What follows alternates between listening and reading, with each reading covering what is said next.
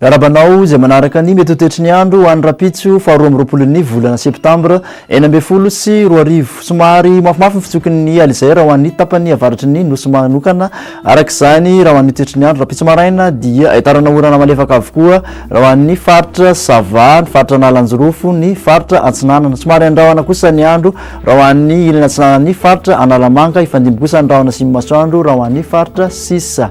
Ny tolakandro kosa dia mbola mitoetra hatrany ny orana malefaka raha ho an'ny faritra Analanjorofo sy ny faritra Antsinanana mahazo ny Antala. Andrahona hatrany kosa ny andro raha ho an'ny ilany Antsinanana, ny faritra Ampovoantany ary ifandimby hatrany andrahona simy masoandro ho an'ny faritra Sisa. Ny maripana ambandrina voavinavina dia 10 degré Celsius ho an'ny faritra Vakinakaratra, manodidina ny 12 sy 14 kosa raha ho an'ny faritra Ampovoantany ary mihoatra ny 15 ho an'ny morotsiraka rehetra.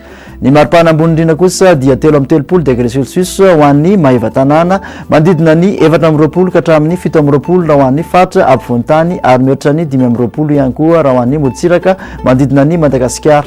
Mikasika ny toetry ny andro ho an-tanàn-dehibe vela Madagasikara kosa somary ahitana orana tandrifin-drahona arankotraka any Bangkok, ahitana orana tandrifin-drahona ihany koa raha ho an'ny Milan sy Nairobi ary Johannesburg, fandriban-drahona simy masoandro raha ho an'ny Paris.